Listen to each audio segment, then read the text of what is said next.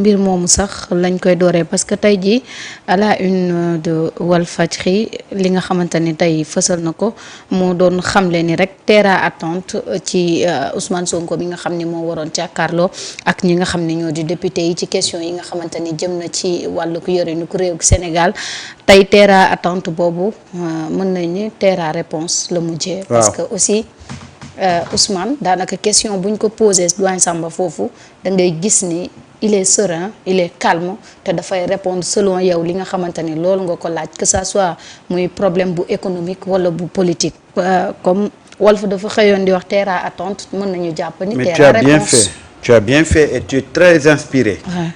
ba nga ne terre à réponse. Seydina Alioune moom ma ko jox sànq. c'est très bien. c'est en réalité. Ousmane nous a servi un terre à réponse. Et c'est ce que les Sénégalais attendaient. Marieta. Tey ce qu'il faut saluer d'abord. On a fait un débat à l'Assemblée nationale qui tourne autour du Sénégal et des questions qui interpellent au moins le Sénégal. Tey on n'a pas entendu de débat de bas niveau. Tey on s'est penché sur le Sénégal, rien que le Sénégal. Et c'est ça qui doit animer le débat public de tous les jours. Fan le Sénégal féete ñun ci suñuy préoccupation lan mooy tey yitte nit ñi par rapport ak Sénégal bii ñu bokk tey Ousmane foofu la recentrer le débat.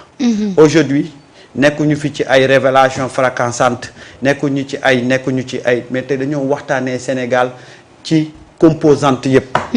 Et aujourd'hui nous sommes très satisfaits de sa réponse parce que il nous a parlé des actions menées par son gouvernement depuis un certain temps et dans tous les domaines.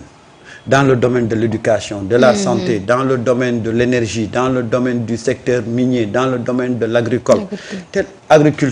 te loolu ñun loolu moo war a rythmer suñu débat que ñuy waxtaan ñun fan la ñu toll par rapport ak réew mii ñu nekk.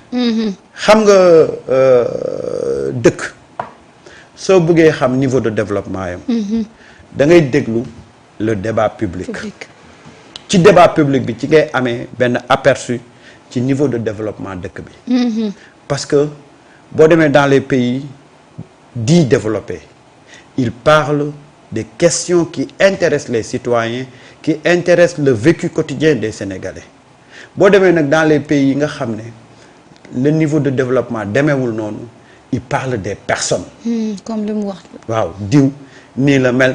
diw xoolal na muy doxee. xëy suba taal sa te loolu dafa dem ba nekk ci suñu société bi. boo xoolee ñun suñu société bi je ne dis pas développement entre guillemets richesse mais xam nga esprit mooy développement. des fois da ngay dem fekk ñoo xam ne seen waxtaan yëpp ils te parlent du Sénégal tey nga dem ci benn jotaay fekk fa ñoo xam ne xam lu ñu lay wax Marieta mii de yëre bi mu sol. da koo àbb ndax gisoon naa ko ci diw. Marieta na muy moom dafa mel ni day xeesal Marieta dafa mel ni dafay am lu c'est-à-dire que yooyu la ñuy wax il parle des personnes yoo xam ne ça ne nous du ñu avancer loo. Et aujourd'hui pendant une journée. Nous avons au moins une idée claire des retombées du plan de développement de redressement. Tey pendant cette journée-là xam nañu secteur énergétique bi. ak lu jëm ci baisse de l'électricité. lan lañ ciy xaar ak lan lañ ciy def. nga xool tey je vais vous donner un peu. nee na il faut que ceux qui dirigent soient irréprochables. nee na je ne travaille pas pour le président Bassirou Faye. mais pour le Sénégal. mais le travail que je fais est sous sa tutelle et sera attribué à son mandat. mu ne le message c'est que ce mandat est un mandat de réforme. La première concerne les valeurs humaines et le comportement. C'est important. mu del siwaat ci le capital humain bi nga xam ne moom lañ placé au cœur de l'agenda 2050. que aujourd'hui avant de prétendre à construire des infrastructures, avant de prétendre à faire des routes et des écoles, il faudra d'abord faire, c'est-à-dire que l'homme sénégalais nga tabaxaat ko. Parce que tey boo gisee tey mesures yi ñuy jël yëpp muy am objet de contestation parce que sénégalais bi ci boppam moom la ñu armé defaraguñ ko pour mu am benn taxawaay de citoyen ci penc mi. Je te donne l'exemple le plus terre à terre et maître Bamba Cissé répondre na ci. On dit aujourd'hui désencombrement. C'est-à-dire que ceux qui avaient occupé la voie publique mooy nga ñëw trottoir bi nit ñi di war a jaar nga teg fa sa table loolu dafa warutoon am sax Marieta ba ñu dem di leen fa dindi muy nekk objet de débat. waaye ku nekk xam nga ne tali pour oto la trottoir pour nit ñi jàll la. mais nan nga mën a comprendre ay nit jël seeni table teg ko ci trottoir bi ba kii jàll day obligé ñëw ci kaw tali bi parce que amul fu mu jaar bu ñëwee ci kaw tali bi accident mën na ko fa fekk kan mooy responsable bi ki fa teg table am bi te loolu yëpp ñun dañ ko waroon dépasser mais tey bu ñu ñëwaatee bay toog di discuter sur des questions de désencombrement nga xam ne ñun suñu citoyenneté dafa des. Et il va falloir travailler maintenant sur le comportement de l'homme sénégalais. C'est important mais ñun on a mis la charrue avant les bœufs. tey dañu waroon defar nit ñi gis nga nit ñi bu ñu leen tabaxee tabax bi ci war y a beaucoup de questions yoo xam ne day ñëw régler wu facilement. tey on parle de taxes. mais ñi nekk bitim réew nañ la wax ñaata la ñuy fay ci taxe ñi nekk bitim réew nañ la wax ñi nekk bitim réew ñàkk ko fay taxe lan lañ ko considérer foofu. ñun war nañ toog fii tey di discuter non dañuy fay taxe duñ fay taxe. parce que dañu tabaxul nit ñi nañu leen waroon tabaxee. Bref, moi je pense que aujourd'hui il a encore interpellé les Sénégalais sur le comportement bi ñu war a am. surtout vis-à-vis de seen pays. mais dans l'espace public. te loolu mooy suñu problème de tous les jours. yaa ngi nii gis nga ko chaque jour que jëfee nga ñëw di ñaxtu ci un Sénégalais bu comporté wu noo xam ne ça laisse à désirer. mais on ne peut pas développer un pays si le capital humain. nekkul fa mu war a nekk. déedéet loolu mënu nekk. loo defar ñu yàq ko. waaw te loolu nag moom ñun ñëpp la interpellé. ñun ñëpp la interpellé xamadi gi bëri na ci dëkk bi. maa ngi ciy jégalu torop sax torop. seen naa lune ni ñu ko waxee Walf Quotidien dafa xëy xam ne ni terre à attente moom ñu ngi koy xaar ci le premier ministre waaye comme ni nga ko waxee sànq terre à réponse la daal di indi sànq Samba am na ci benn bu mu junj muy que ni moom liggéeyul pour le président Bassirou Diomaye Faye dafa liggéey pour le Sénégal pour les Sénégalais ça montre juste que ni moom xam na lan moo ko teg foofu que ni toppul nit ñi li ñuy wax wala dara mais xam na ni Sénégal moo ko fa teg te Sénégalais yi lay liggéeyal ñoom ñoo tax muy sonn et loolu c'est très important day wane rek dimension bi nga xamante ni moom fa la toll. alors wax nga ko comme ni ko Walf Quotidien waxee ci xëyam mu njëkk. mu ne Sonko devant les députés terre à attente moom la ñu doon am ci Ousmane mais ku am terre à attente ci Ousmane xam nga ne forcément di nga recevoir.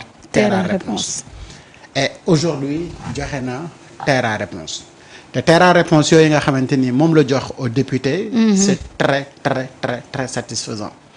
À la fois def na benn cours magistral ci le comportement de l'homme sénégalais. ci le comportement bi nga xamante ni moom la un bon citoyen war a def mais un très bon patriote. mooy contribuer au développement du pays mais dans le respect des droits des uns des autres. respecter également sa bopp. mais surtout si jubal ak si jubanti. moo tax. tey réponse yi nga xamante ni joxe na ko mooy dañu war a réformer façon même bi nga xamante ni moom la homme politique bi di defee politique. Tout à fait. am le courage de ses idées. et boo xoolee évidemment tagg na fa benn député bu mel ni Tafsir Thioye. pour son comportement et son courage.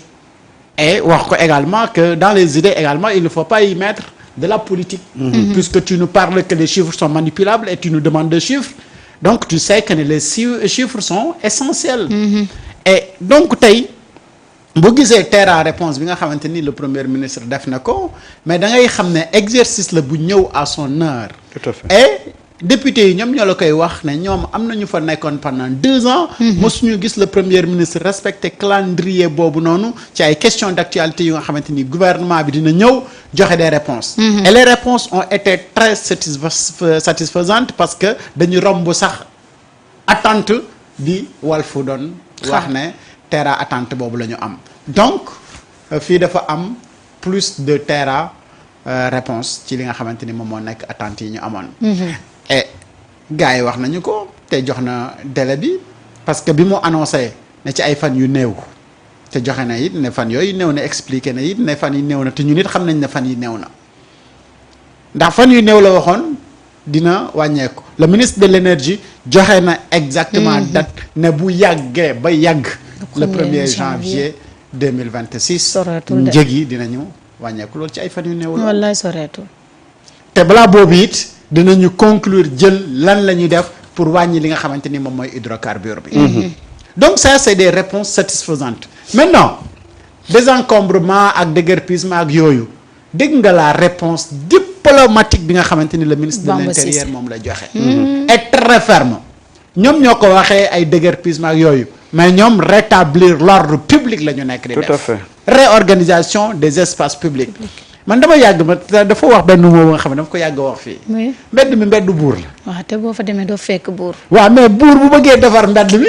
ngeen bëgg a coow waaw sama mbedd te mbedd mi buur a ko moom waaw mais respecté leen li buur bëgg bopp te buur li mu bëgg mooy liy ñoŋal dundub sénégalais bi mooy sénégalais bu ne dinañ leen nangul li nga bëgg yow nga def ko mais ci kaw rek nga respecté li nga xamante ni moom la yoon wax